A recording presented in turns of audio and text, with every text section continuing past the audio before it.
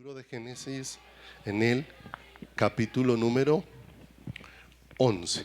Hemos venido hablando, voy a ir nombrándole algo otras cosas, pero no se vaya a extrañar porque ahorita vamos a ir a la porción que le estoy diciendo que vamos a mirar en esta mañana, ¿cierto? Hemos venido viendo que Dios está preparando una novia ¿para quién? Una novia para Él, y una novia que es diseño de Dios, que es hechura de Dios, como dice la Escritura. Somos hechura ¿qué? Hechura suya, y la novia que va a estar delante de Dios no es obra de los hombres, es obra única y exclusivamente de Dios. Es esa vasija a la que el alfarero le ha dado la forma que él quiere, en el que el alfarero ha obrado, y no es una novia que se ha puesto un vestido natural, sino ha sido una novia a la que le ha sido puesta una nueva naturaleza, ¿cierto? Porque Dios no vino a cambiar lo perverso que teníamos, sino Dios vino a darnos una nueva vida. Si alguno está en Cristo, nueva criatura es, las cosas viejas pasaron, he aquí todas son hechas nuevas, ¿cierto? O sea, todo lo que Dios vino a traer es absolutamente nuevo, como dice la Escritura. No se pone un paño, un remiendo de paño nuevo en un vestido viejo, ni tampoco se echa vino nuevo en odres viejos, ¿cierto? Porque se va a perder el vino y se van a perder los odres, ¿cierto? El vino nuevo en odres nuevos ha de echarse, de manera que Dios vino a hacer absolutamente todo nuevo dentro de cada uno de nosotros, y eso es un regalo maravilloso. Gocémonos y alegrémonos porque han llegado las bodas del Cordero, y su esposa sea ¿qué? Su esposa se ha preparado. Una esposa que ha sido hecha participante de la naturaleza divina, de la naturaleza celestial, como lo hemos visto en Pedro, donde Dios de una manera sobrenatural lo que ha hecho es que nos ha dado todas las promesas, pero todas sus promesas se cumplen ¿en quién? En Cristo. Y todas las promesas que Dios ha hecho, las ha hecho para hacernos participantes es de la vida de su Hijo. Fuera de Cristo es imposible que se cumplan las promesas de Dios. Todas las promesas de Dios son en el ¿qué? Sí, y en el amén. De manera que venimos perseverando, como dice Hechos 2:42, en la doctrina de los apóstoles, en la comunión unos con otros, en el partimiento del pan y en las oraciones, ¿sí? De manera que nosotros no podemos perder de vista algo. El Evangelio fue el instrumento de Dios por el que fuimos traídos a salvación, pero el Evangelio es el instrumento de Dios por el que estamos siendo llevados a la madurez. Mis amados, la iglesia necesitamos alcanzar madurez. Si no alcanzamos madurez, vamos a estar en un constante peligro. La Escritura dice que cuando somos niños, el niño es arrastrado en cualquier ¿qué? En cualquier dirección. Si usted mira un asunto en la vida de los niños, y es que el niño no advierte el peligro, el niño no advierte las cosas que le pueden hacer ¿qué? Daño. El niño no tiene la capacidad de hacer esa diferencia, y por eso Dios nos lleva a un crecimiento, nos lleva a un desarrollo de nuestra vida espiritual. La Escritura dice: uno sembró, otro regó. Dios permite que podamos recibir enseñanzas de muchas personas, pero Dios es el único que puede traer la revelación de eso que nos va siendo enseñado, y el único que nos puede llevar a crecer en eso que Él está implantando sobre todas y cada una de nuestras vidas. Y no podemos perderlo ¿de qué? De vista, porque la salvación o el Evangelio no es algo que podamos abandonar. No es algo que un día llegó a nuestras vidas, ya lo obtuvimos y seguimos. Porque la salvación, no olvidemos, no es una doctrina, no es una enseñanza, no es una teoría, no es una filosofía. La salvación, el Evangelio, es una ¿qué? ¿Por qué no podemos abandonar el Evangelio? ¿Por qué no podemos abandonar a Cristo? Porque es una ¿qué? Es una persona. Efesios capítulo 2 verso 20 y 21. No pierda ahorita ese ese Génesis 11 que vamos a ir ahorita ya, porque no podemos perder de vista esto. Hemos hablado de que todo lo que hablaron los profetas desde el Antiguo Testamento, ¿hacia quién estaba señalando? Hacia Cristo. Estaba señalando desde atrás hacia adelante todo lo que Dios estaba hablando y todo lo que Dios había prometido. Estaban hablando del que había de venir, Efesios 2, 20 y 21, del que iba a venir. Pero los apóstoles hablaron del que ya ¿qué? Del que ya vino. Los que hablaron del que iban a venir estaban poniendo un fundamento, y los que hablaron del que ya vino estaban poniendo un fundamento. El fundamento era el mismo. Dice Efesios capítulo número 2, verso 20 y 21, edificaos sobre el fundamento de los apóstoles y profetas, siendo la principal piedra del ángulo Jesucristo mismo, en quien todo el edificio bien coordinado va creciendo para ser un templo santo en el Señor. De manera que ya hay un único fundamento puesto sobre el cual se va a edificar. Y cuando estamos hablando de ese fundamento, estamos hablando de una persona, la gloriosa persona del Señor Jesucristo. La Escritura dice que no podemos poner otro fundamento del que ya fue puesto, el cual es Jesucristo. No podemos poner ningún otro fundamento. Ya fue puesto. ¿A través de quién? A través de toda la palabra, y fue puesto por Dios mismo. Dios mismo es el que lo ha señalado. De manera que todo lo que anuncia la palabra lo anuncia respecto a Jesucristo. En Apocalipsis dice la Escritura que el espíritu de la profecía, dice con mucha claridad, porque el testimonio de Jesús es el espíritu de la profecía. O sea, todo lo que se anuncia proféticamente tiene que ver es con dar un testimonio acerca de la persona del Señor Jesucristo. Y hacia allá va señalando todo esto. No olvidemos, la salvación tiene que ver con nuestro pasado, con nuestro presente y con nuestro futuro. Lo que Dios hizo, lo que Dios está haciendo, y lo que Dios ¿qué? Y lo que Dios hará.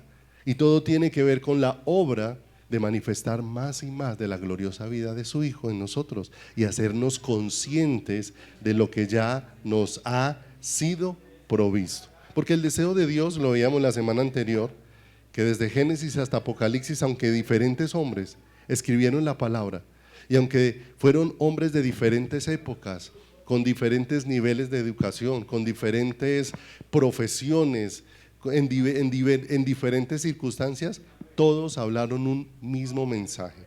Y eso nos deja ver que no eran ellos, sino que había algo que estaba operando en ellos. Y la Escritura dice que todos nosotros hemos recibido la mente ¿de quién? La mente de Cristo, no para que cada uno tenga su propia opinión de quién es Dios, sino para que nos sea revelado quién es Dios. ¿Por medio de quién? Por medio de Jesucristo. La Escritura dice: nadie conoce al Padre sino el Hijo, y a quien éste se lo quiera ¿qué? Se lo quiera revelar. Toda imagen que nosotros tengamos de Dios que no haya sido revelada a nuestras vidas por Jesucristo es una imagen distorsionada creada por el ser humano, y al gusto del ¿qué? Al gusto del ser humano. Porque hay tantas imágenes aún de Dios dentro del mismo pueblo cristiano, tantas imágenes diferentes, porque ha sido el hombre el que ha querido definir quién es Dios, y nosotros necesitamos no definir quién es Dios, sino que Dios nos enseñe quién es Él. Yo ya no necesito acercarme para dar mi opinión acerca de Dios. Yo lo que necesito es acercarme como Job para decirle: ahora yo te preguntaré y tú me enseñarás. Señor, ahora necesito que seas tú el que me digas, necesito que seas tú el que te reveles a mi vida, el que te reveles a mi corazón, porque el único que puede producir unidad en la iglesia es Jesucristo. La unidad en la iglesia no la produce un hombre. La unidad en la iglesia no la produce el que pasemos más tiempos juntos. La unidad en la iglesia la produce la conexión de tu corazón con el corazón de Él. Es esa conexión espiritual la única que va a producir ¿qué? La única que va a producir esa unidad. Porque no olvidemos, Dios no tiene sino un solo cuerpo en toda la tierra, ¿cierto? Dios tiene un único cuerpo. Si una cabeza tiene varios cuerpos, no funciona, ¿cierto? Hay una sola cabeza, así como la iglesia tiene una sola cabeza, ¿que es quién? Cristo. Así Cristo solamente tiene un solo ¿qué? Un solo cuerpo, su iglesia. Y nosotros apenas somos una pequeña porción de miembros de ese cuerpo que Cristo ¿qué? Que Cristo tiene. De manera que quien nos conecta con las Escrituras y quien nos puede señalar todo lo que las Escrituras dicen acerca de Él es Cristo mismo. Lo abrió a los que iban camino de Emaús. Dios le abrió el entendimiento a tantos hombres a través de la Escritura para que vieran lo que no se podía ver con los ojos ¿qué? Con los ojos naturales. Él es el que abre los ojos, los oídos y el entendimiento para que le conozcamos. La principal razón de esta reunión y de que Dios nos permita como iglesia reunirnos no son tus necesidades. Dios cuida de nosotros, pero la razón por la que venimos esta mañana acá no es porque tenga un cúmulo de necesidades y de problemas, porque el día que desaparezcan tus problemas no tendrás ningún motivo para venir. Entonces esa no es la razón. Situaciones habrán, desaparecerán. Todos hemos tenido momentos buenos, todos pasamos momentos difíciles que los necesitamos ¿en quién? En nuestras vidas, porque nos recuerdan que no somos autosuficientes, nos recuerdan que dependemos ¿de quién?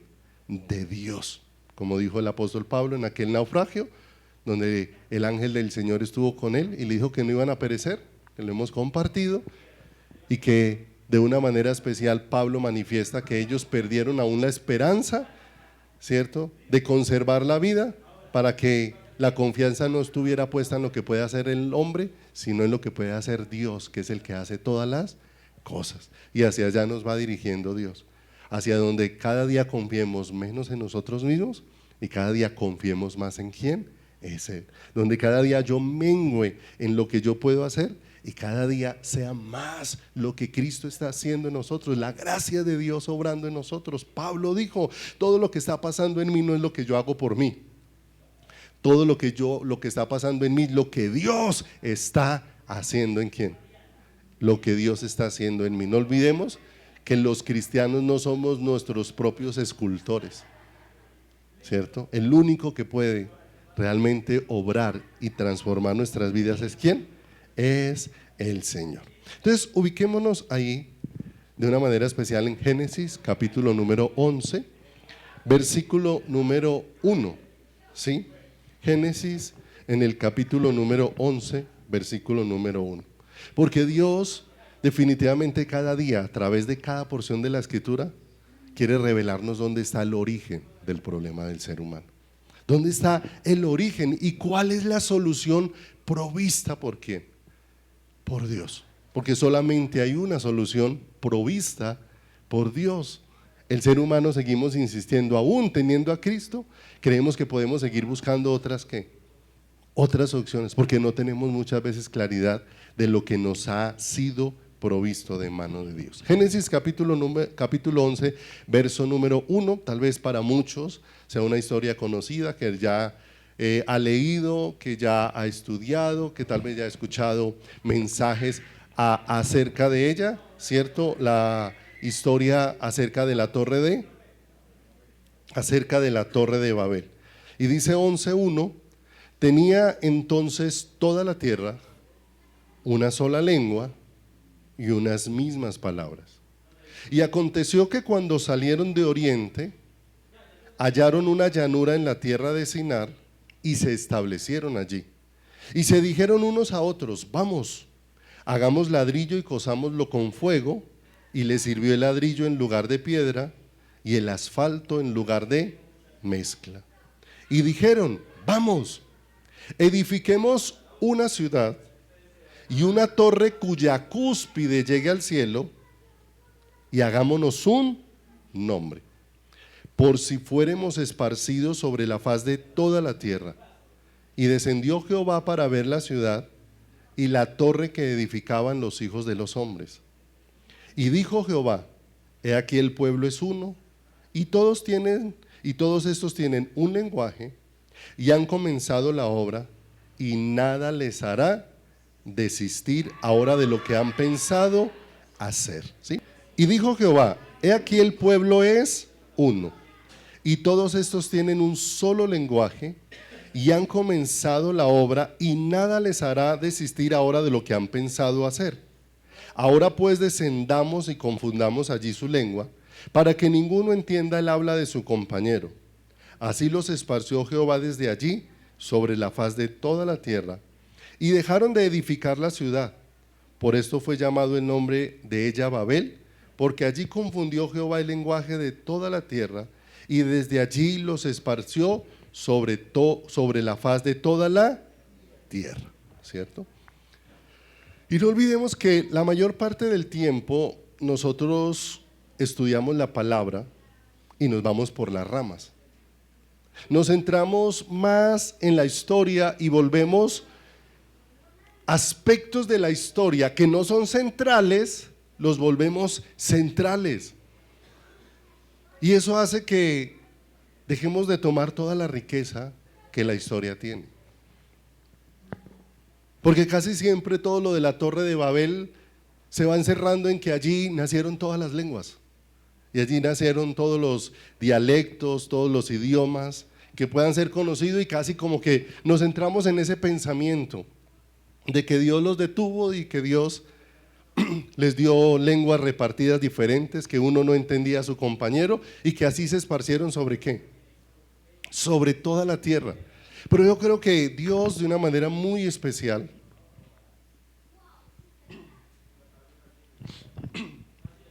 lo que ha hecho es utilizar lo que ocurrió allí como una excusa para llamar nuestra atención y poder hablar a lo profundo de nuestro corazón.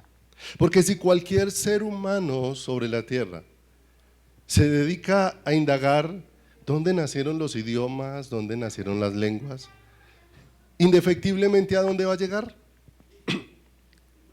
Va a llegar a la Torre de Babel.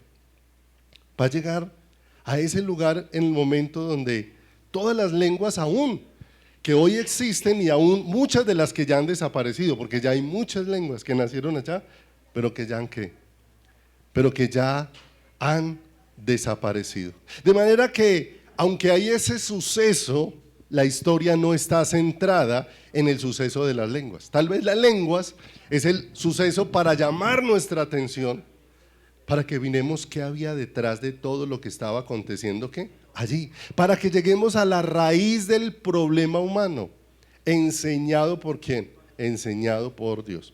¿Usted no ha visto que a nosotros nos gusta con mucho afán, cuando enfermamos, es que nos quiten el dolor, no que descubran de qué estamos enfermos? Y nos enoja mucho que muchas veces no nos den el medicamento que nos quita el dolor, porque muchas veces el médico dice, mire, si le quitamos o le ocultamos el dolor, tal vez usted va a seguir allá con la molestia adentro y no vamos a poder saber qué es. De manera que no podemos enmascarar lo que está pasando donde. Pero la urgencia del ser humano es quíteme en el dolor, así no encuentren la raíz. ¿De qué? Lo que quiere es que le quiten el ¿qué? Lo que quieren es que le quiten el dolor. Y Dios, de una manera especial, no quiere tratar de manera superficial el problema que nosotros tenemos. Y aún cuando lo quiere enseñar a través de su palabra, quiere tratarlo de manera muy clara a nuestro corazón. Porque ciertamente hay muchas cosas que van a golpear muy duro el corazón el corazón humano. Y van a golpear muy duro el ego, el orgullo, la arrogancia, la altivez, la capacidad del ser la capacidad del ser humano, y más en medio de la generación en la que estamos viviendo, que lo único que se aviva es echarle flores al otro. Hoy vivimos en una generación donde la persona se peinó y hay que echarle flores porque se peinó. Y el que se maquilló, si no, salió y está esperando que alguien se detalle. Y después dice, y no vio que me dicen los ojos. Y uno le mira y no le ve ni nada. Sobre todo los hombres que a veces no vemos la diferencia, ¿cierto? Mi esposa a veces se tintura el cabello, ¿cierto? O va a la peluquería. Y entonces ella llega y dice, ¿y cómo quedé? Y yo le digo, bien, muy linda, ¿cierto? Pero yo no le veo gran diferencia, a no ser que se haya cortado bastante el cabello, que se le note. El resto, ¿cierto? Yo no le veo mayor diferencia, la sigo viendo igual de bonita, ¿cierto? Pero muchas veces nosotros queremos cualquier cosa, hacer algo y como que los demás lo noten y como que me digan y como que me echen flores y reconozcan lo que yo hice. Y qué difícil es para el ser humano cuando eso no sucede. Porque el mundo vive ¿qué? El mundo vive así. El mundo vive detrás del reconocimiento, el mundo vive detrás de lo que se hizo. Es más, el mundo tiene lemas, el mundo dice que las personas tienen que ser como las gallinas, ¿cierto? Que la gallina muchas veces pone un huevo así de pequeñito y hace una bullaranga ni la macha, ¿cierto? Pero no olvidemos, estamos hablando de los conceptos del mundo que ahora vamos a ver en la raíz del problema, lo serio que necesitamos tratar con ¿qué? Con esto, porque si no va a hacer mucho daño al corazón ¿de quién? Al corazón de la iglesia. Y bien particular, porque es que acaba de acontecer un nuevo comienzo, porque Babel se da justo después del diluvio. Pasó el diluvio, vino un juicio de Dios, porque la maldad del ser humano había crecido, el hombre se había vuelto muy violento y el Señor dijo, no contenderá mi espíritu con la carne de quién, con la naturaleza del hombre, ¿cierto? De manera que Dios determinó un juicio y vino el diluvio universal, que por gracia del Señor ese diluvio lo pasaron 8 personas que pudieron nuevamente descender del arca. Y Dios a ese grupo de 8 personas les da una instrucción para que ese nuevo grupo tiene un nuevo comienzo. Todo sobre la tierra es como ¿qué? Como nuevo, ¿cierto? No es que ellos se bajaron y encontraron todo destruido, no, Dios hizo algo tan extraordinario que todo era un nuevo comienzo, todo era nuevo, ¿cierto? Pero hay algo que nosotros necesitamos entender en esta historia. Porque la vida cristiana es un nuevo comienzo. Pero no va a haber un nuevo comienzo si no hay un cambio de naturaleza. Si no hay un cambio de naturaleza en el ser humano, no hay nuevo comienzo. Porque aunque haya nuevos comienzos en la misma naturaleza, vamos a llegar siempre al mismo lugar. ¿Por qué después de ese nuevo comienzo que se le dio a Noé, el mundo ha llegado otra vez al mismo lugar donde estaba antes del diluvio? Porque el hombre necesita más que un nuevo comienzo, necesitas un cambio en su naturaleza. Y es lo que Dios quiere hablar a través de la historia que hay allí en referente a la torre de ¿qué? A la torre de Babel. Si Dios no produce una nueva naturaleza en nosotros, siempre vamos a llegar nuevamente al mismo ¿qué? Al mismo lugar. Porque Dios allí en la historia de Babel nos está dando es más luz. No es que el hombre se corrompió en Babel. La naturaleza del hombre se corrompió cuando Adán tomó del árbol de la ciencia del mal, del bien y del mal en el huerto del ¿qué? En el huerto del Edén. Allí fue donde se corrompió. Ahora Babel es una manifestación visible de la corrupción que ya había dentro de ¿quién? Dentro del ser humano. De manera que no es en Babel donde el hombre se corrompe, es en Babel donde se hace visible cómo está de corrupta la naturaleza de ¿quién? La naturaleza del ser humano. Porque en Babel el hombre está haciendo público lo mismo que ya se hizo público en el huerto del Edén. ¿Qué le ofreció la serpiente a Adán? Sino que sabe Dios que si comen de este árbol van a ser como ¿quién? Como él, ¿cierto? ¿Y qué está haciendo el hombre otra vez allí en la edificación de la torre de Babel? Nuevamente está operando bajo el mismo principio, porque esa naturaleza de pecado en el ser humano obra en un único principio, en el querer ser Dios y en el querer operar independiente de Dios y en el querer buscar gloria para sí misma, que es lo que vamos a mirar ahorita en detalle aquí. Porque aunque tuvieron un nuevo comienzo, nosotros necesitamos entender que un nuevo comienzo no es un nuevo comienzo en un nuevo mundo de reglas, Porque la iglesia muchas veces lo que hemos adaptado son formas, nos hemos adaptado es a formas, pero en el fondo todavía seguimos conservando la misma esencia. Porque tomando es formas, nosotros creemos que la forma es la que cambia al ser humano y la forma muchas veces lo pervierte más, porque hace que el hombre se vuelva más aparente. Muchas veces ser evangélicos hace que el ser humano, en lugar de ser más sincero delante de Dios, se vuelva más aparente. Porque nos escondemos detrás de querer seguir cosas que aún la Biblia dice, pero que somos nosotros los que las queremos establecer. Y somos nosotros los que las queremos hacer, pero las queremos hacer no porque querramos honrar a Dios, sino porque queremos que los demás tengan una buena opinión de quién, de nosotros. Porque el hombre siempre está pensando en su buena ¿qué? Le voy a preguntar, ¿le duele que hablen algo feo de usted? ¿Le duele? ¿Sí? ¿Le duele? Usted está quieto hasta que escucha que por ahí alguien dijo alguna cosa y de una vez uno se ofende, se ofusca por dentro, ¿sí o no? Porque eso corresponde a la vieja naturaleza. ¿Qué es lo que la vieja naturaleza busca? Que siempre los demás tengan una buena opinión de quién, una buena opinión de él, una buena opinión de ellos. Hay 8 personas que bajaron de allá. ¿Vieron la misericordia de quién? Vieron la misericordia de Dios.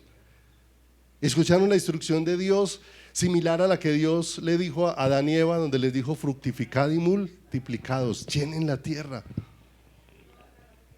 Pero nuevamente se encuentran levantándose en una gran rebelión ¿hacia quién? Hacia Dios, hacia el Señor. Porque nosotros asumimos la palabra de Dios como un mundo de ¿qué? De reglas, como un mundo de mandatos, como un mundo de ordenanzas. Y es sencillo como esto. ¿Cuál es la actitud del hombre natural frente a todo mandato, regla u ordenanza que le pongan?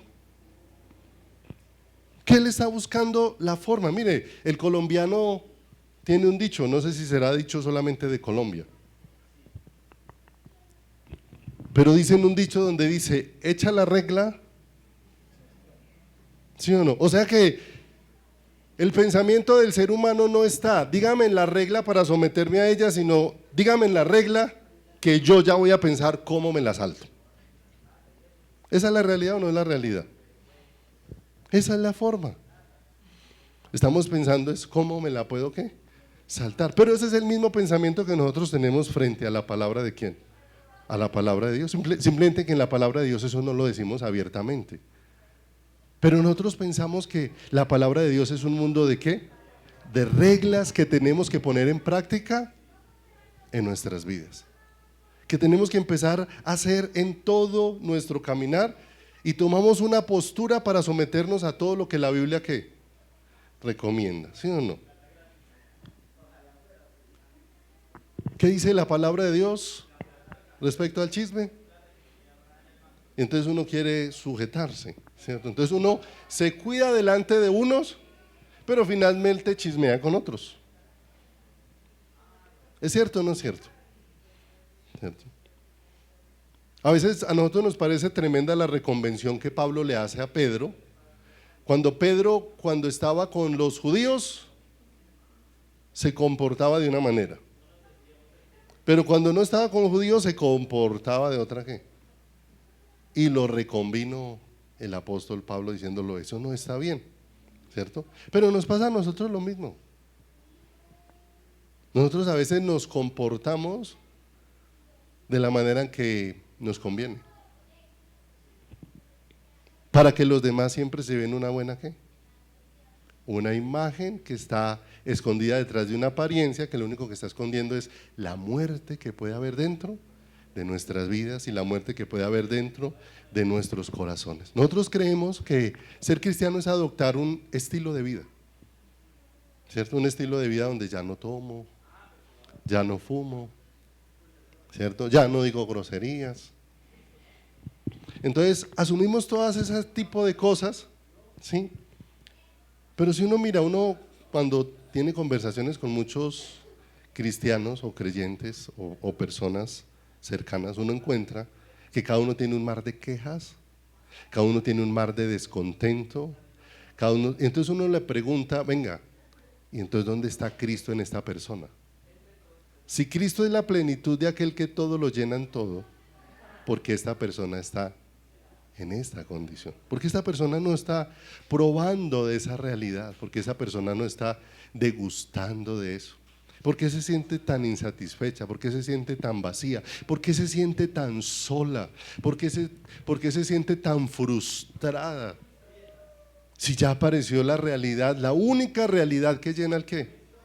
El corazón. Y nos frustramos por una cantidad de cosas,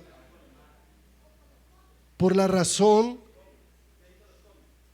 de que seguimos caminando más es en nuestra vieja naturaleza sin entender cuál es la nueva vida que nos ha sido provista por quién, por el Señor. Nosotros nos estamos adaptando a un nuevo modelo, pero no nos estamos yendo por el camino que Dios dispuso, y es manifestar una nueva vida. ¿En quién? Una nueva vida en nosotros. Hay cosas que no decimos, no porque no las querramos decir, sino porque nos hacen ver muy feos, ¿cierto? Entonces la palabra del Señor dice, mire, así no la diga, ya la pensó.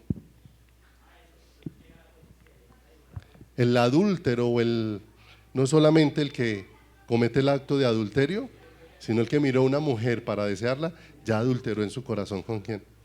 Con ella. Dios la llevó a esa dimensión. Y yo creo que para nosotros es muy chocante que todo lo que tú has alcanzado en la vida se tenga que desboronar cuando tienes que encontrarte con Cristo. Se tenga que desboronar. ¿Por qué razón? Yo creo que para Nicodemo el encuentro con Cristo fue un encuentro muy difícil. Muy difícil para todo lo que él consideraba que ese día se desboronó. Porque él ha corrido una carrera, ¿cierto? Ha corrido una carrera, ha estudiado, se ha preparado, conoce las escrituras, ha alcanzado un lugar importante, pertenecía al Sanedrín, un lugar muy importante, y de pronto llega Jesús y le dice, y todo eso no le sirve para nada, y eso no hace que usted pase aprobado delante de ¿quién? De Dios, ¿cierto? Y eso inmediatamente golpea el orgullo, ¿qué? El orgullo humano. Como que todo el curso bíblico, como que toda la teología, si yo ya tengo doctorado en teología, como que todo eso no me sirve para pasar aprobado delante de Dios, ¿cierto? ¿Cómo se le desboronó el castillo a quién? Porque así nosotros construimos ¿qué? Castillos dentro de la vida ¿qué? Dentro de la vida cristiana.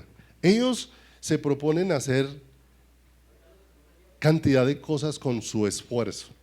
Dentro de lo que leímos, ellos se proponen hacer 3 cosas: construyamos una ciudad, edifiquemos una torre y hagámonos un nombre. Por si fuéramos esparcidos de sobre la faz de ¿qué? Por si fuéramos esparcidos de sobre la faz de la tierra. De manera que ellos están pensando no en buscar a Dios, sino están pensando en construir su propio ¿qué? Su propio reino. Y nosotros aún como creyentes podemos estar pensando en construir nuestro propio reino. Puede ser que uno como pastor no esté pensando en construir el reino de Dios, sino su propio reino, su propia congregación, su propia iglesia, ¿sí o no? A mí me gustan muy poco esas frases de la iglesia del pastor César. Esa frase para mí es ofensiva. ¿Y sabe por qué? Mi amado, el único que tiene iglesia es el Señor. El único dueño de la iglesia es el Señor. Eso simplemente es un vaso que hoy está y mañana ya puede que no esté acá y Dios ponga otro vaso. Entonces cambió de dueño la iglesia. No, este varón no es el dueño de qué, de la iglesia ni de nada. Pero como nosotros tenemos una cantidad de frases para señalar y atribuir, y así como lo atribuimos, así lo pensamos y así tenemos la concepción de que dentro de nuestras vidas. No, amados, la iglesia tiene un solo dueño, ¿cierto? Muy diferente la iglesia del Señor Jesucristo, donde hay un varón que se llama César y allá sirve al Señor. Eso es diferente. Pero ¿es la iglesia de quién? Es la iglesia de Él, ¿cierto? Hoy estamos aquí, mañana no sabemos a dónde Dios nos pueda enviar. Pero la iglesia es de quién? La iglesia es del Señor.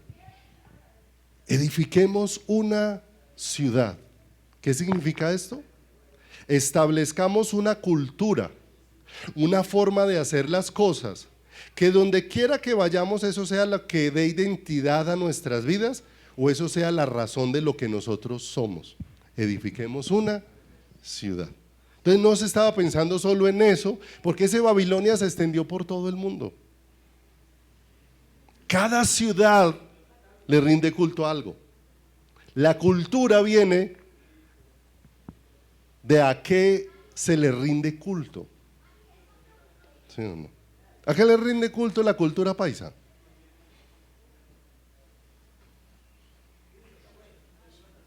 A la mujer.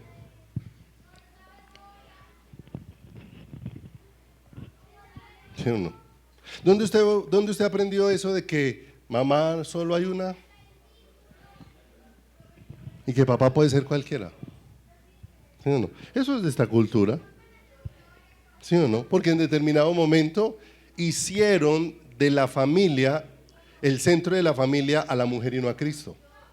La mamá terminó ocupando el lugar central. ¿Sí o no? Entonces, construyamos una ciudad, establezcamos una cultura, una forma de hacer las cosas, que si nosotros tenemos esa cultura acá y nos esparcen por diversos lugares, donde lleguemos, ¿a qué llegamos? A establecer la cultura que nosotros, ¿qué? Que nosotros traemos, ¿sí o no?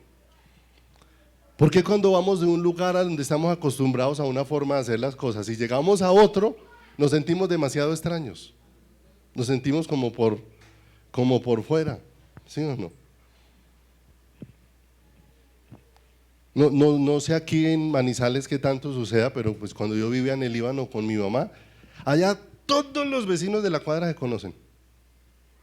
Y todos los vecinos, el de un vecino le pasa la sopa del que hizo al otro vecino, el otro le pasa del postre que hizo, el otro le pasa del arroz que hizo. Eso muchas veces se sabe que almorzaron en todas las casas.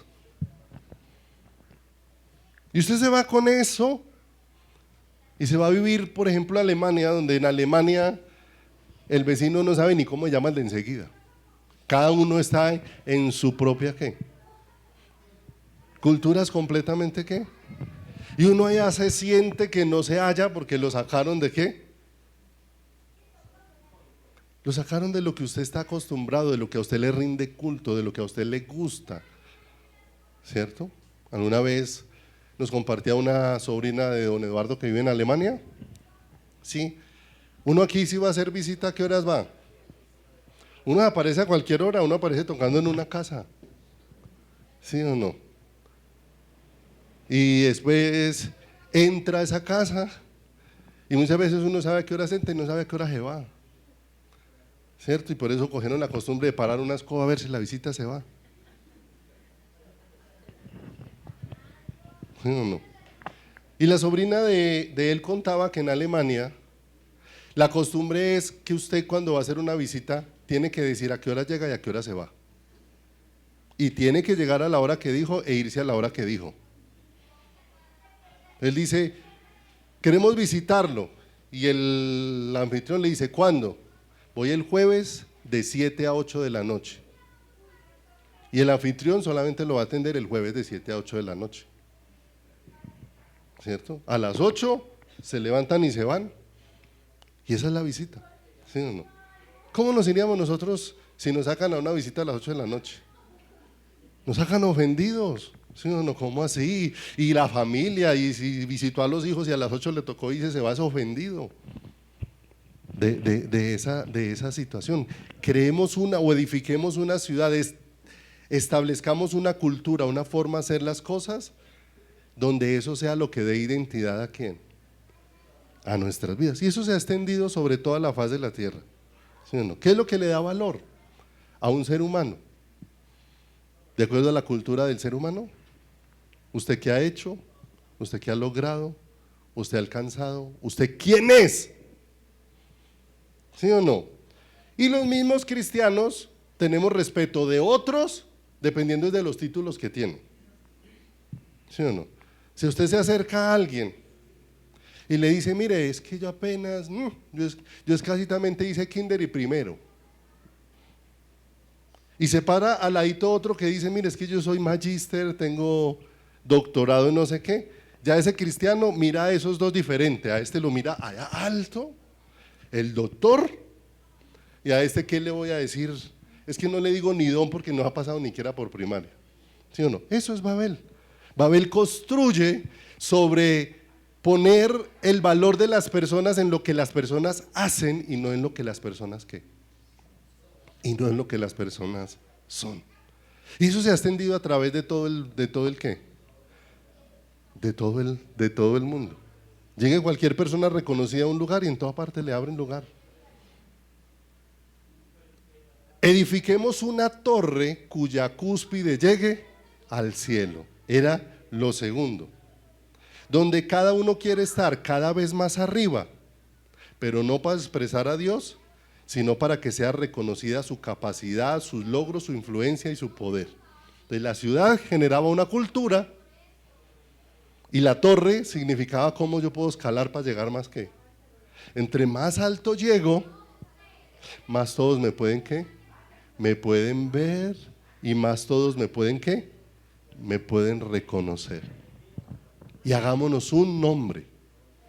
El nombre en la Biblia no solamente tiene que ver con cómo se llama una persona, el nombre tiene que ver con la naturaleza, el nombre tiene que ver con el carácter, el nombre tiene que ver con quién es la persona. De manera que todo estaba relacionado, era con cómo el hombre iba a ¿qué? Iba a sobresalir, cómo el hombre iba a ser el ¿qué? El centro. Le pregunto, ¿Babel en los tiempos en los que estamos viviendo está otra vez disparado? ¿El centro es quién? El centro es el hombre. Todo gira en torno al ser humano. Hacer sentir bien al ser humano, que el ser humano no se duela, que el ser humano no se toque, ¿cierto? Nos volvimos de esa manera. Todo eso es Babel, porque estamos construyendo una imagen que no quiero que se me ¿qué? Que se me desbarate, porque Babel promueve la autoexaltación. Y la autoexaltación es un gran problema dentro del corazón humano porque pervierte el corazón humano y pervierte el amor de Dios dentro del corazón humano. Y lo pervierte porque nos lleva a mirar todo diferente a como Dios a como Dios lo mira. De manera que el problema allí, Dios dispersó las lenguas de todos, pero para llamar la atención. El problema era la naturaleza que había en en el ser humano, porque el ser humano quiere construir su propio reino, el ser humano quiere establecer sus propios logros y el ser humano lo que quiere es que su nombre sea ¿qué? Sea el que sea ¿qué? Reconocido. ¿Sí o no? Cuando yo era niño había una cosa que me daba como tanta pena y yo me decía, cuando yo sea adulto eso me dará una vergüenza. ¿Sí? Y era que había un señor adulto que se llamaba César. Y a mí me daba tanta vergüenza que a ese señor le dijeran Don César. Entonces cuando yo escuchaba eso me escondía. Entonces yo decía, cuando yo sea adulto, lo menos que me gustaría era que me dijeran Don César. A mí eso me parecía horrible, ¿cierto? Pero el asunto es, hoy en día quítele el don a alguien. Quítele el don a alguien a ver cómo qué. ¿Sí o no? ¿Por qué los mayores hoy se sienten hoy muy ofendidos? ¿Sí o no? Porque veníamos de una cultura donde a los adultos siempre se les decía don o doña o señora, ¿cierto? Y ahora el jovencito llega y le dice a la señora mayor por el nombre. Y entonces nos ofendemos, ¿sí o no? Y muchas veces el jovencito ni siquiera la está ahí respetando, la está llamando por el nombre con mucho respeto. Pero es que ese don da tanto valor que si me lo quitan, duele. Que si me lo quitan, ¿qué? Que si me lo quitan, duele, ¿sí o no? Y usted se deja quitar el don dependiendo de quién, ¿cierto? Porque yo he escuchado personas, mire, si usted es mi empleado, don César. Pero si usted es el dueño de la empresa, dígame César. ¿Sí o no? Puro Babel. Todo lo que infla el ego humano y causa tanto daño y tanta destrucción dentro de cada uno de nosotros. La autoexaltación ha hecho tanto daño aún dentro del cuerpo de Cristo. La autoexaltación ha tirado tantos ministros al piso. Porque llegó el momento donde el ministro perdió de vista que lo que tenía era por gracia de Dios y creyó que eso lo producía ¿quién? Y creyó que eso lo producía él. Hemos hablado aquí, ¿cuánto tenemos que cuidarnos de la qué? De la idolatría. De la idolatría. Amados, ¿a dónde lleva Babel? A adorar ídolos. Hacernos un mundo de ídolos dentro de nuestro caminar. ¿Dónde se inicia todo esto de Babel? Si vamos un momento a Isaías capítulo 14, versículo número 12. Allá en la torre de Babel se hace manifiesto, pero eso ya venía ¿de dónde? Eso ya venía de antes, ¿cierto? De antes. Isaías capítulo 14, versículo 12. Mire lo que dice la escritura. Como caíste del cielo, oh lucero, hijo de la mañana. ¿Quién era ese lucero? Satanás, antes de ser destituido del cielo. Dice, cortado fuiste por tierra, tú que debilitabas a las naciones, tú que decías en tu corazón. Mire lo que tenía dentro de él. Subiré al cielo, en lo alto, junto a las estrellas de Dios, ¿qué? Levantaré mi trono y en el monte del testimonio me sentaré a los lados del norte. Sobre las alturas de las nubes subiré y seré semejante ¿a quién? Semejante al Altísimo. Esto que nos deja ver el Señor aquí es sumamente perverso lo que el Señor está desnudando ahí. Porque aunque la frase termina diciendo y seré semejante al Altísimo, no está hablando de un ser que está contemplando a su Creador y todo lo que hay en él quiere honrar a su Creador, sino de un ser que se ha enaltecido a tal punto que quiere tener poder, fama y reconocimiento y quiere estar a la misma altura ¿de quién? De Dios. Amados, pero hay una frase que dice que a los burros le echan flores y se las comen, ¿sí o no? Y a veces la iglesia estamos llenitos de burros, con el respeto que me merecen. ¿Por qué?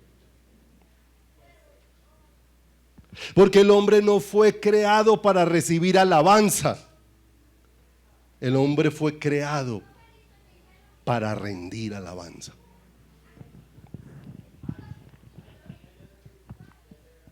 Y a veces, ¿qué estaba buscando este lucero?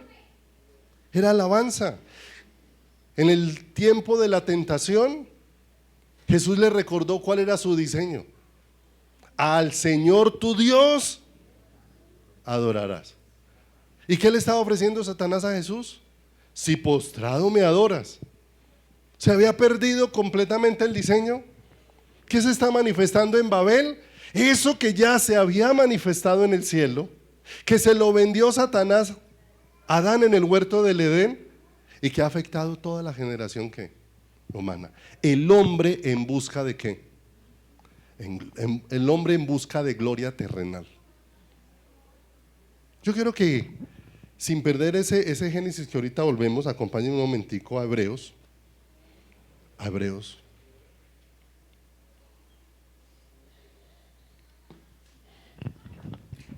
Hebreos.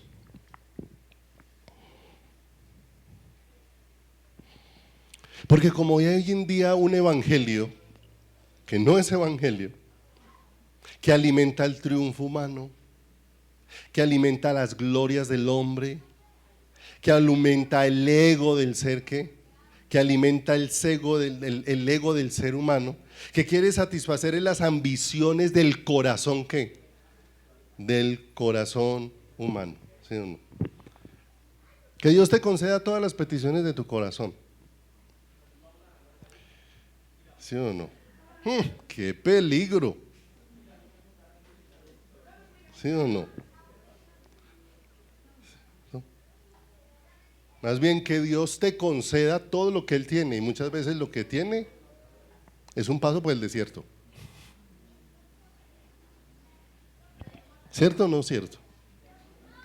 Pero las ambiciones del corazón, la escritura dice: deleítate a sí mismo en el Señor. Pero entienda, primero tienes que entender que es deleitarse en el Señor para que entienda la segunda parte. Deleítate a sí mismo en el Señor y Él te concederá las peticiones de tu corazón. Cuando Dios es tu deleite, genuino y verdadero, lo único que tú pides para tu vida es la voluntad de Dios. Ahí se entiende. Pero no lo que tú no lo que tú y yo queremos. Hebreos en el capítulo número 11, en el versículo número 24, 11:24. Escuche. Como nosotros anunciamos el evangelio como para que la gente le vaya mejor, para que tenga una mejor condición de vida, ¿cierto? Mis amados, el evangelio no ofrece nada de eso. No mintamos más a la gente. Eso no es lo que ofrece el evangelio. Léalo aquí conmigo. ¿Dónde está ubicado Moisés? Antes de leer este versículo, en Egipto. ¿Quién es Moisés en Egipto? Una persona principal, hijo de la hija de Faraón, ¿cierto? Y dice acá el verso 24 del capítulo 11 de Hebreos: por la fe Moisés, hecho ya grande, rehusó llamarse hijo de la hija de Faraón.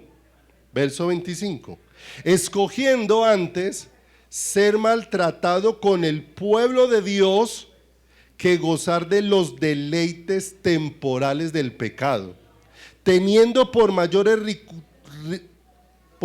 riquezas el vituperio de Cristo que los tesoros de los egipcios, porque tenía la mirada puesta en el galardón. Ahora, si el evangelio es que te vaya mejor y que tenga mejores cosas, entonces ¿qué pasó con Moisés? Si Moisés renunció a todo el bienestar que le ofrecía Egipto, a toda la posición, a todo el logro, a toda la fama, a todo el reconocimiento, y prefirió el camino del vituperio, ¿de quién? De Cristo. Con eso no estoy diciendo que el cuidado de Dios no esté sobre nosotros. Estamos hablando, esto es lo que busca la naturaleza humana. Y el camino de Dios se pervierte cuando la naturaleza humana se dedica a buscar lo que lo complace a quién, lo que la complace a ella, lo que llena su corazón. ¿Qué era lo que estaban pensando los que estaban construyendo la Torre de Babel? Hagámonos un sistema, tengamos una torre donde escalemos, donde cumplamos lo que nosotros lo que nosotros queremos, ¿cierto? Nosotros hemos hablado con nuestro hijo que su sueño siempre ha sido formar un hogar y casarse. Y cuando hablamos con él, le decimos: hijo, lo que necesitas, cuando Dios te permita emprender ese paso, no es tener un cúmulo de riquezas. Lo que necesitas es que el temor de Dios esté en tu corazón.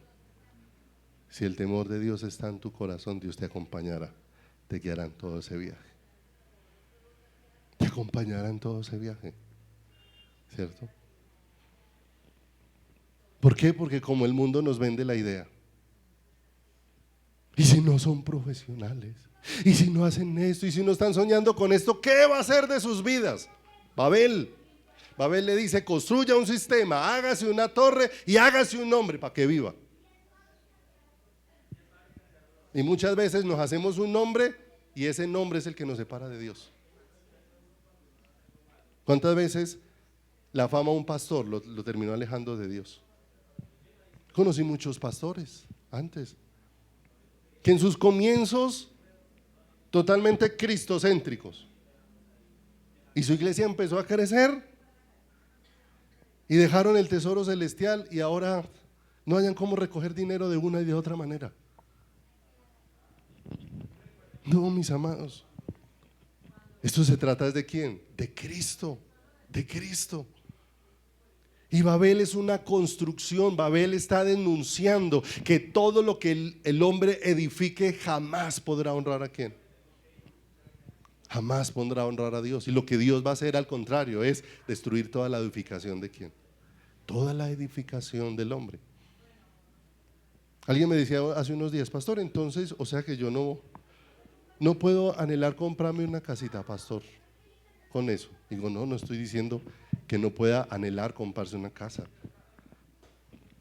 Lo que le estoy diciendo es que si para usted sentirse amado por Dios necesita una casa, va por un mal camino. Si usted para sentirse que su vida tiene valor necesita más cosas, entonces todavía no sabe quién es qué. No sabe quién es Cristo. Porque había un mendigo llamado Lázaro, cuya vida tuvo mucho valor ante los ojos de Dios. Y el rico que estaba al lado de él, allá estaba en el lugar de qué? De tormento. Porque la riqueza del cristiano no es terrenal.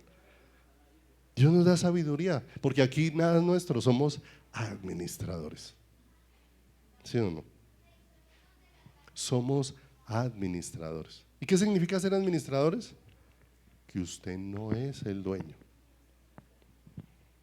De manera que cuando el dueño le diga despójese de eso, ¿cierto? Es que Dios es el dueño de las cosas mías hasta que me dice que, ¿cierto? Y no estoy hablando de lo que puede pasar en esas distorsiones que hoy hay dentro de las iglesias, de que paren a decirle: levanten la mano los que tienen 2 casas. Sí, que es que el Señor me dice que pase hoy y siembre una. No, eso es una manipulación, es un engaño, eso no viene de parte de Dios. La escritura sí dice que en el comienzo la iglesia vendía sus propiedades y los daba, pero eso no se hizo en un mover de una reunión, eso fue un mover de Dios en el corazón de la persona. Allá solo con Dios, Dios movió a esa persona, y esa persona después no estaba lamentándose por lo que dio. Fue un mover de quién. Pero cuando hay un avivamiento de Dios en el corazón, puede suceder eso, porque usted no es el dueño. Y si usted no es el dueño, en el momento en que Dios le diga despójese, si no soy el dueño, Señor, ahí está la casa, Señor, ahí está el carro, ahí está qué, una y otra cosa, porque el dueño es quién. Pero no es teoría, es realidad a la que Dios nos quiere a la que Dios nos quiere llevar, para no actuar de manera loca. De manera que ¿qué promueve Babel? La exaltación ¿del qué? Del ser humano. Por eso el Señor está dejando ver que la naturaleza del ser humano solo está inclinada hacia quién, hacia eso, en todos los aspectos está inclinado hacia eso. ¿Cuánto le gusta la belleza al ser humano? ¿Sí o no? ¿Le ofende a usted que lo vean desmaquillado? ¿Quiere ver a un cristiano ofendido? ¿Sí o no? Yo no sé si usted ha visto que hay personas que tienen como la costumbre de que están en una videollamada y quieren mostrar a todo el mundo, ¿cierto? Y de pronto hay por allá algunos sin bañarse y su problema lo tiene. No que se me tiró la imagen, ¿cómo me mostró sin caja de dientes? ¿Sí o no? Porque se le dañó su imagen. ¿Sí o no? Babel es el hombre cuidando su imagen. Me acuerdo de algo que me llamó mucho la atención hace unos años, cuando un hombre llamado Chepito todavía estaba vivo. Porque en algún momento él estaba predicando y estaba predicando sin dientes. ¿Sí o no? ¿Qué pasaría con nosotros, con nuestra imagen? No, yo sin dientes no salgo. ¿Sí o no? Y él salió allá y, si mal no recuerdo, contó como que la nieta los habían envuelto en algún papel y lo echó a la basura, y cuando se dieron cuenta ya no estaban. ¿Sí o no? Pero como él no estaba pensando en su imagen, sino en la de Dios, entonces se sentó y, bueno, se le escuchaba un poquito raro, pero cierto, no, sin dientes le cambia la voz. Pero mire, lo hermoso de esto, cuando nosotros nos vamos llenando de Cristo, dejamos de cuidar nuestra imagen. Pecamos más cuidando nuestra imagen que manifestando a Cristo. Pecamos más cuidando nuestra imagen. Porque a nosotras veces creemos que cuidando la imagen damos un mejor testimonio. No. A veces pecamos más cuidando la imagen que tenemos. ¿Por qué? Porque esa imagen es extraña a los ojos de Dios. La única imagen que Dios quiere ver, ¿cierto? ¿Cómo quería ser Lucero? Semejante al Altísimo, pero no era semejante de reflejarlo a Él. Era ser igual a Él, que si a Él lo honran, a mí también. ¿Sí o no? ¿Usted no ha visto cómo era de llamativo la predicación de que, ay, nosotros no somos cabeza, nosotros somos cabeza y no cola? ¿Sí o no? Qué distorsión tan brava. Y nosotros felices porque si somos cristianos. No, a eso no se refiere que la palabra de Dios. Cabeza solamente hay una, y es ¿quién? Y es Cristo. Primera de Juan 2:15 al 17, vamos a terminar.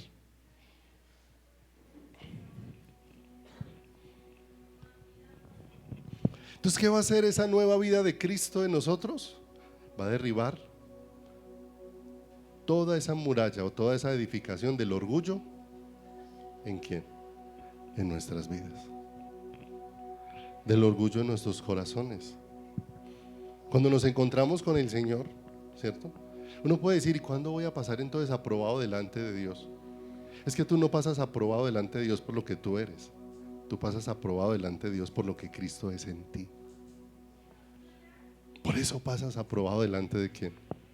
Por eso pasas aprobado delante de Dios. Primera de Juan 2:15 dice, no améis al mundo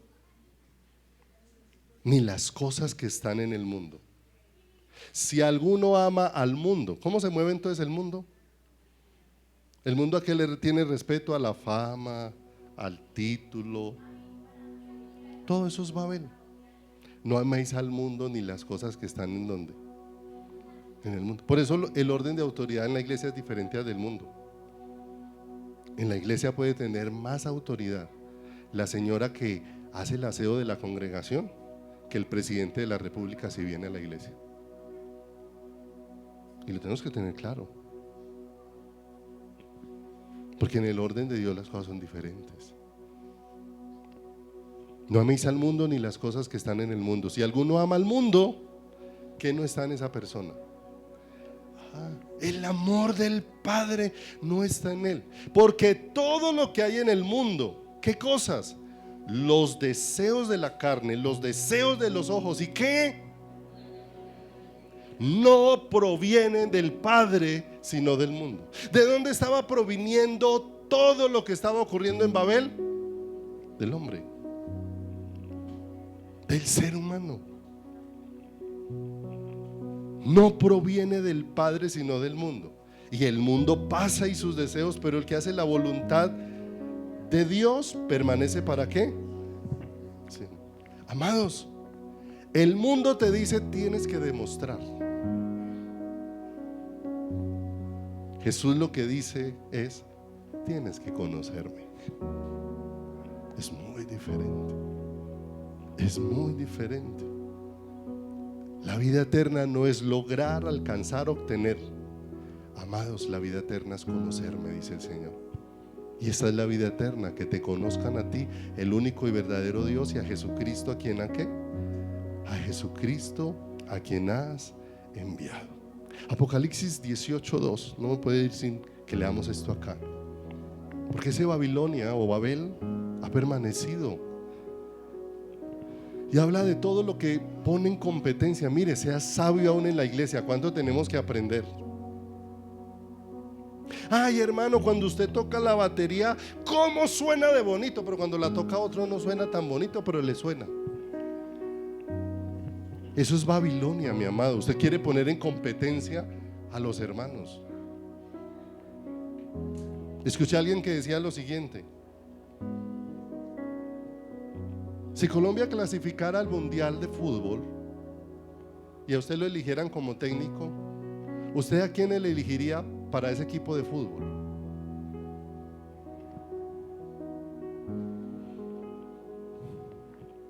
Y si somos sinceros, cada uno está pensando ahí en los mejores.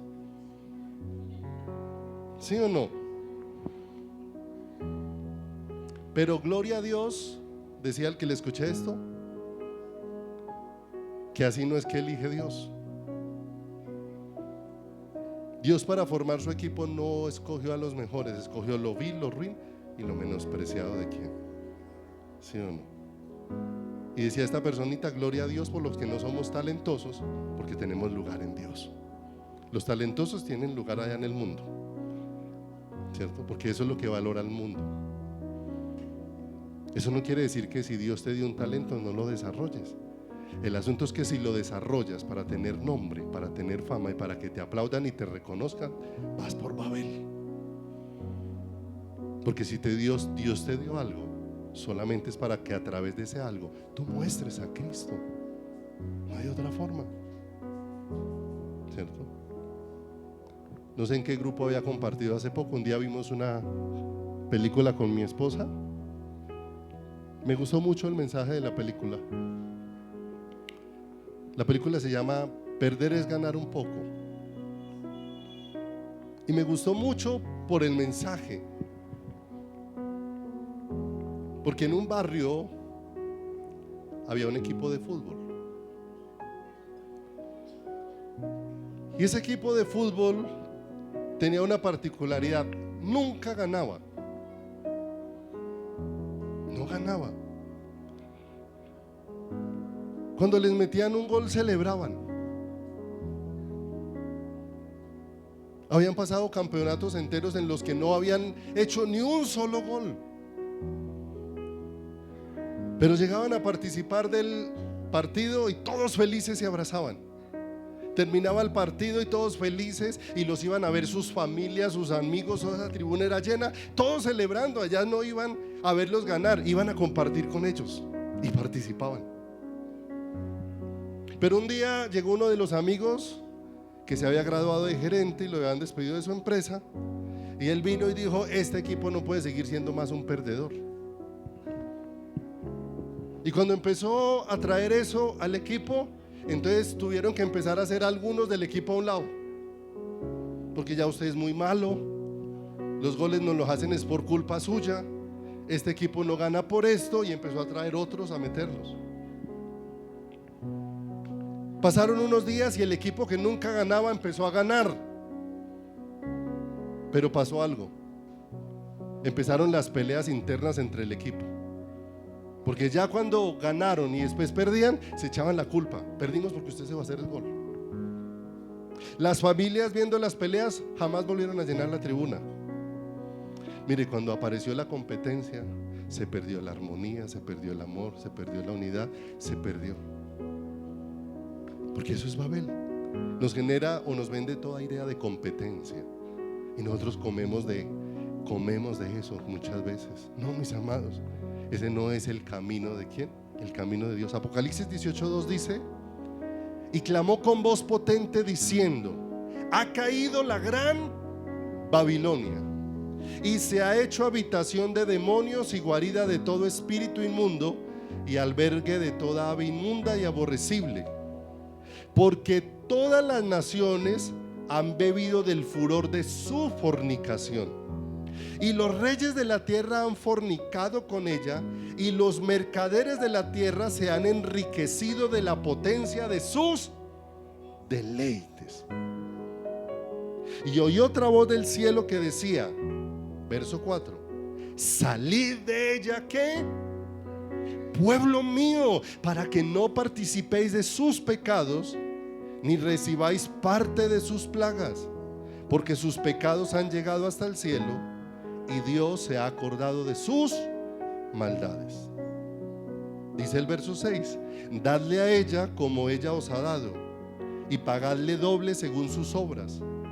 En el cáliz en que ella preparó bebida, prepararle a ella el doble. Verso 7, mire lo que dice el verso 7: cuanto ella sea, ¿qué? ¿Cierto? Mis amados, la iglesia no es un pueblo que fue llamado para vivir para su gloria, para su gloria personal. Nosotros somos este pueblo para gloria mía, lo sé que creado. Cuanto ella se ha glorificado y ha vivido en deleites, tanto dale de tormento y llanto, porque dice en su corazón: yo estoy sentada como... Ay, ¿se da cuenta que hay entronado ahí? Hay una vieja naturaleza entronada que busca ser como Dios, busca alabanza, busca honra. Mis amados, nosotros no buscamos alabanza y honra, nosotros buscamos a Dios. La razón de nuestro ser es ¿quién? Él. Y eso va a marcar una línea muy clara en este tiempo. No olvidemos, ¿por qué el mundo se volvió atractivo para la iglesia? Porque la iglesia empezó a ofrecerle al mundo lo que el mundo quiere, ¿cierto? ¿Cuántos adoradores escogidos por Dios, gente con talento, la fama los ha arruinado, los dañó? Porque un día dejaron ya de tocar un instrumento para Dios y lo empezaron a tocar para sus cuentas bancarias, para su fama, para sus seguidores, para su reconocimiento. Perdimos el rumbo. Por eso, mis amados, el evangelio se trata de una persona, del Señor Jesucristo. Y con toda seguridad Dios va a tener cuidado de nosotros. Y si Dios te da mucho, pero Dios es la razón de tu existir, eso mucho no va a dañar tu corazón.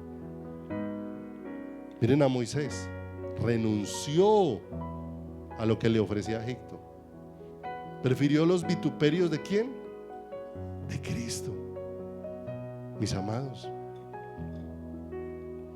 la vida de Cristo es una renuncia al mundo y un abrazar la única vida que nos hace agradables delante de Dios, la vida de Cristo. No vinimos a buscar fama, logros, reconocimientos. Vinimos a buscar al Salvador, al único que llena de plenitud el corazón del ser humano.